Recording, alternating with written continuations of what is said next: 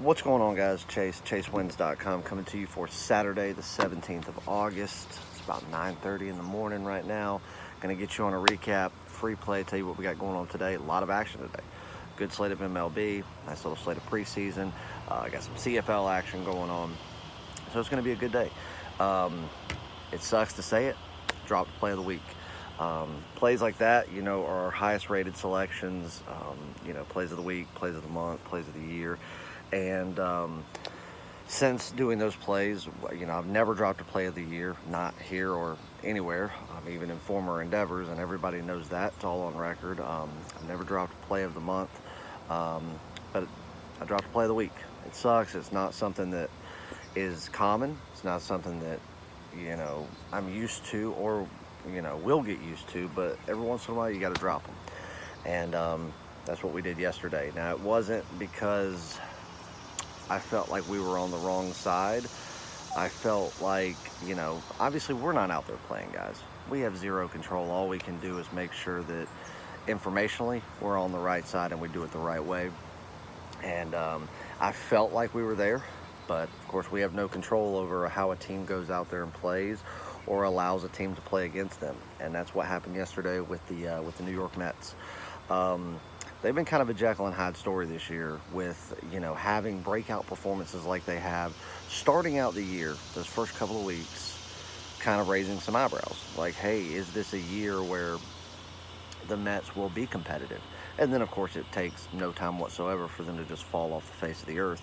And there's so many questions about management and front office and ownership as to the decisions that they're making and how they're screwing their own franchise. And then, of course, post-All-Star break, which I told you during the All-Star break or right before it started, I said, that's a team to watch out for, because I was telling you that Pittsburgh was going to tank. I told you at the beginning of the year that they would end up last place in the Central. And then I told you again before the All-Star break, I said, everybody's impressed with the way Pittsburgh's playing. You mark my words, they will tank and they will end up last place in the Central. Look what's happening. I told you to watch out for the Cardinals, how they were going to make things interesting, how they were going to start coming back. I told you how Seattle was going to officially tank, as I told you they would at the beginning of the year. Same thing about the Mets. I said, that's a team you're going to want to watch out for. They're going to be valuable. They're going to win games. And they were in that conglomerate of teams that I was really, really interested in not only watching, but I knew we were going to be able to make really good money off of them. So far this year, the Mets are in my top 5 teams of teams that I've made money off of, because there's always so much value. They're not very heavy favorites all the time. When you can get them as a dog, they are always an active dog, no matter who they're playing. Just like the other night, we had them against the Braves, plus $1.20, plus $1.30. Nice win there, easy win. You just got to pick your spots with them. And last night, I liked them. I liked them with Syndergaard on the mound. Casey's bullpen's terrible. The Mets don't have the greatest bullpen, but their bullpen actually was set up to go out there and be able to give a nice relief in closing to what Noah Syndergaard would start. I guess we'll just leave that one to the imagination, because we certainly didn't see it. And the team that has a very hard time, scoring runs against anybody. And we don't really want to use the St. Louis Cardinals, as an example, because we had that as a play of the month. Next day, we backed it up as a top play, a daily top play, and we were on the right side of it each time, and they didn't allow KC to score at all. But that's also one of the best defensive teams in baseball. The Mets are not. So it's not that I thought that the Mets were going to go out there and beat them 10-0, but to go out there and let them generate runs as if that's what they do, and then the Mets can't do anything against a team like that when the Mets have the lineup that they do, is just, what do you do? You can't make excuses for it. You can't sit there and say why it is. Nobody really knows. I mean, they just look like they didn't come ready to play. And, it's like I said in my write-up yesterday, if Callaway just doesn't overthink it, this should just be a quick in and out. And I don't know that he overthought it.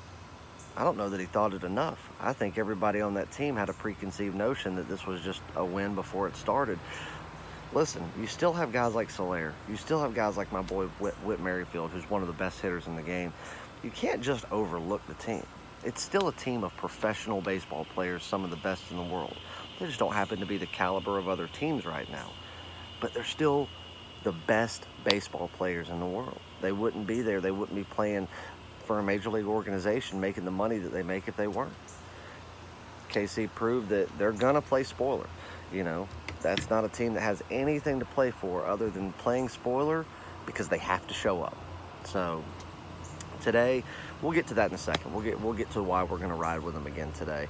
But yesterday, the Chicago Cubs, I was impressed with what Hendricks did early, but then of course they fell to the Pirates there late 3-2. Had a nice win on the Washington Nationals. That was a good game. That was one of the ones that I locked in first yesterday. Really liked the bullpen situation there, even though Washington's bullpen was, you know, that's the that's the worst of the two. But yesterday, they're really coming around. The way they're setting their relievers up to go in, take care of an out or two, and then they rotate them fast. That works for some teams. It's working for the Nationals because that's what they have to do to allow their bullpen success. So a nice win there on that. That was actually one of the games that when I got home late last night, me and my wife went out to dinner, and when I got home, that was actually one of the ones that I began to watch. It was a crazy turn of events with the free play and Detroit shutting out Tampa Bay. That one's interesting. I don't understand that one. But hey, you say you have your ace on the mound. I'll tell you this: I think Yarbrough is one of the best pitchers they got. He struggles at home, and he's going to go up and pitch today. But what he did the other day, going out there and pitching 8 shutout innings, and he was 1 inning away and still pitching beautifully. He did not lost a lot of velocity. He had not lost a lot of speed. He was not losing control. They didn't let him go out there and finish that game so he could record a full game shutout. That was the dumbest thing that I've ever seen a manager do. And if I were him, I'd have thrown a fit about it, because you're getting ready to record a full 9 inning shutout game. You know it's coming. And then at the end, he's like, you know what? You're still pitching great. Better than we could ever hope for somebody that just pitched 8 full innings. But we're just going to go ahead and take you out. That was the most questionable and stupid decision I think I've seen a pitching coach and a manager make all year. But hey, hopefully they'll let Yarbrough do his thing. He's coming around. He's not a great pitcher at home. He has just north of a 5 ERA at home. He pitches great on the road, but they are at home. I think he'll turn that around today. Just keep that in the back of your mind. I think he'll turn that around. But yesterday, it just wasn't a good day. It wasn't. That play of the week absolutely killed us. It did. I was very concerned as to why Matt Nagy won't let the Chicago Bears just break out defensively for a few series. He let them do it for a series, and then for the next quarter and a half, he just step back and wait for somebody to run into you. You don't go after them. I don't get it. You're not going to go out there and sacrifice, and risk injury and all that stuff. But at least let the boys go out there and play a little bit. You don't want to sit there and say, hey, guys, we're just going to take it slow. And then week 1, you've got to go out there and play your rival in the Packers. And all these guys are sitting there suiting up like it's, practice. No. You've got one of the best defense in the league. Let the boys run a few times and let's see what they can do. And let them get used to it for all the new people that are coming in and getting to become position players in that dominant defense. I don't understand it. But again, we have no say-so. The preseason just doesn't mean anything to some people, and I get that. I totally get it. I just really thought he would have let his defense he would have taken the leash off him just a little bit, or at least loosened it up, and he hasn't. So that's the reason the Bears haven't been able to go out there and win a preseason game yet. And if they keep doing like that, the Bears won't win one. Not that it really matters, but, I just want to see the boys get, let them out one time. Let's see what they can do preseason and how a game can turn on, just like that if you would let the boys just play. So, anyway, the play of the week killed us. Sucked. Free play that I gave you on Edmonton, that was a nice win. But, of course, the Rays, they fell off. That game still getting shut out by Detroit. I mean, low-scoring game, I get that. But 2-0 at home? Come on, guys. You're better than that. You're better than that. Unreal. All right, let me check a line here real quick so I can get you on a free play. I was thinking about doing something as far as a special goes, but... Oh, and I was going to say, whoever bought the play of the week yesterday, I do the 3-day guarantee. And people say that I hide behind my losses and I don't ever say when I lose. I think we know that's untrue. Just like we know it's untrue, when some people like to say I was fired. But yet... I could go ahead and post my resignation letter that was sent to the person that likes to lie about it over and over again. I don't get what some people gain from lying about something. Something so stupid and petty. But hey, if they'll lie to you about something as ridiculous as that, because it really doesn't even matter, what else will he lie to you about? Think about it. Let me check a couple lines here. Games that I'm just looking at right now that I want to watch. I want to watch the Red Sox game again. We had the Red Sox yesterday on the run line. That was a blowout. I don't see a ton of value in the game because of how high the line is, but we'll monitor that one because it doesn't start till 7. And right now, they're in such a perfect spot because they get the Orioles right now, and they're going to get Detroit down the road and everything else. I just let them get hot, and Boston will be the talk of the talk of the AL from now until the end of September.